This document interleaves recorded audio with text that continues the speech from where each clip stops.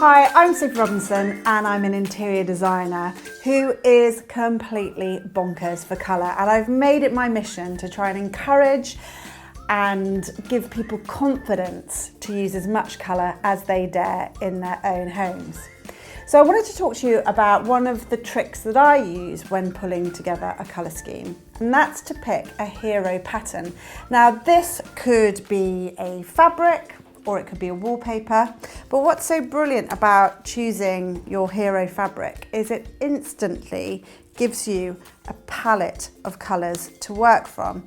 So this is a really classic chintz from GP&J Baker. It's called Magnolia, and I absolutely love it, mainly because it's got all the colours that I love to decorate with in one place. I love pinks, pumpkin oranges. This is very much my kind of blue, this sort of cobalt blue.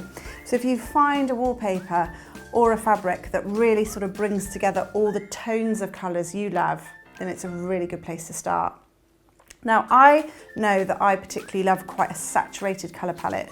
So this is quite a bold print, but really it could be anything that's more earthy and neutral. It could be something that's even more psychedelic and striking than this, or something in between. I think the real key is find a print that really gives you that kind of tingly hairs on the back of the neck feeling. You know, you sort of feel it in your gut and you just go, I love it, I've got to have it. Now your hero fabric could be used in quite a large part of the scheme. So for example, if it's a wallpaper, it might be something you consider putting all the way around the room. It could be a strong fabric that you put on a headboard or on a sofa, for example, like a really significant piece of the furnishings. Or it could go on curtains, blinds, or it really could be just a scatter cushion. It doesn't really matter, it's up to you how much of this print you want to use, or indeed how much of this print you can afford. Now in my living room, I've had a really long love affair with this fabric, and I knew that it was something I was never going to tire of. So I've made a commitment and used this as the sofa, which is sort of central to the room and very much the sort of starting point. So what are the other elements that you need to put together when you're designing a scheme? Obviously there's your floors, walls, ceiling, and kind of all the woodwork, the sort of bones of the room and the basics. So for example, when you're looking at flooring, which can be a really, big part of the investment, I think again we're thinking tonally here. So look at flooring swatches, be they carpets or something natural like a seagrass or a timber floor, a tile, whatever it is. You want to have a look and check that tonally those flooring tones work with your hero fabric. So you could go for something quite pale and light, all the way through to something quite deep. You can see how nicely the chocolate tones here match in with the fabrics. Or if we were to go for something a lot more natural, this sort of marries in quite nicely with the green tones in this fabric. Similarly, if you're in a kitchen or a bathroom or hallway, you do the same with your tiles, checking that the green is the right tonal colour to match in. And what's this doing is it's giving your whole scheme kind of real colour coherence, because what's so clever about wallpaper or fabric design is somebody who's really talented with colour has put this together. They know how to create a palette of colours that are really pleasing, really harmonious, that really work well together. They'll also be looking at proportion and scale, so you'll see that there's some more of certain colours than there is on others. Basically, it works. So use it as your crib sheet. So for me, we got just a simple timber floor, and then I actually went for a very pale pink on the walls. I mean, you could have gone for, the obvious choice would probably be to match this background colour and just go for a very sort of simple off-white. That would have worked really well. You'll notice, for example, how none of the colder grey tones work with this. This has got quite a lot of warmth in this fabric.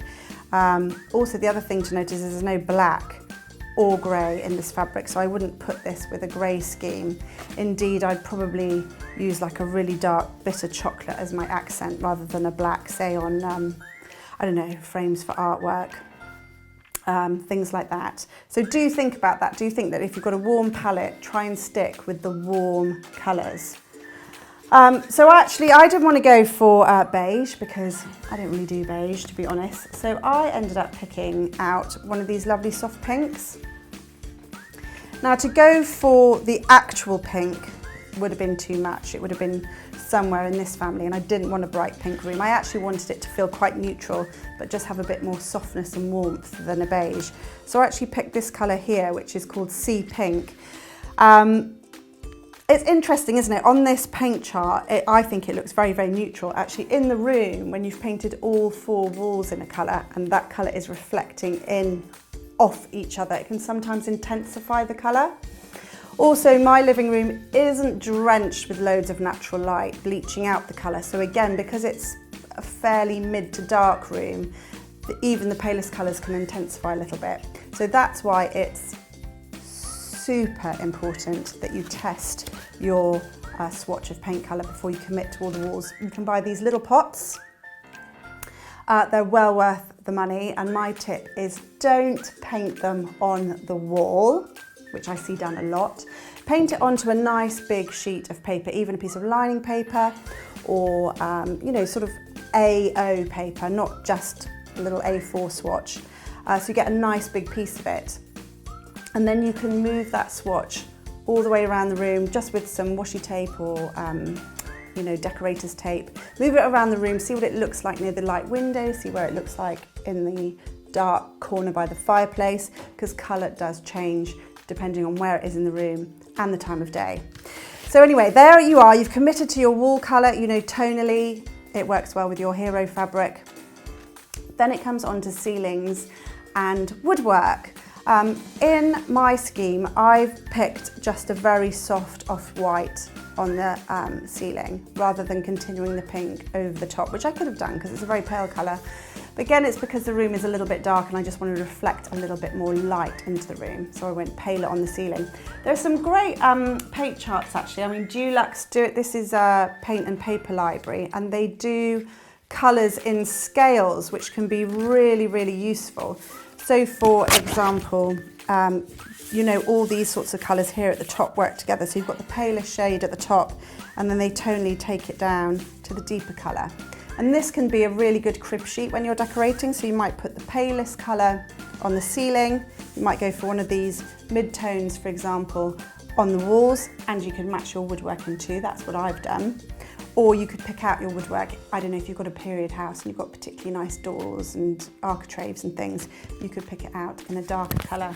I know Little Green, they've got some scales as well. Oh yeah, here they are at the back, which I've used before, just with their neutral colours. So here in the grey section, you've got really pale grey all the way through to a deep grey. So ceilings, walls, and then perhaps woodwork. Or you could go pale again for the woodwork. But you know those families of colours work really well together.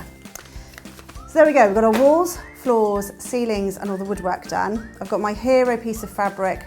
In my case, it's on the sofa. Then it comes to your accent fabrics and furnishings. And I think for me, this is where the fun really begins. If you are a pattern lover like I am, I love pattern, then it's an opportunity to start mixing patterns together, again using the hero fabric as your colour palette. So for example, because this is a really big floral, I might like to bring in some more simple geometrics. This is just a real classic ticking stripe, but it's picking out the blues that we've got here in this fabric. Or I might think to balance it with just a nice block of plain. So I think it's all about the pace when you're mixing pattern. It's a mix, you know, it's a kind of balance of big scale prints, which I've got here in my blousey fabric, sort of mid-scale prints, I tend to call them, which are probably around this sort of idea. And then some smaller scale prints, as I've got here with the stripes. And then, really important, do always think to add your plains as well. Here's a really punchy blue. I've got some section of oranges here because I'm really loving the warmth of the orange. But you can see by using the hero fabric, you can work out which sort of, you know, this is too bright, that's a bit too muddy. I think this one here is just right. So there you are, giving yourself the confidence that it all works together coherently. So in summary, choose a hero pattern, be it a fabric or wallpaper, that you really love, that really sums up the colours that you're drawn from. Then use that as your crib sheet to pull out simple neutral tones or soft colours for walls, floors and all your architrave and woodwork, and then start having fun accessorising and mixing different planes and patterns together. Think about scale, big blousy prints, mixed with some geometrics, some small prints and some planes. Happy decorating!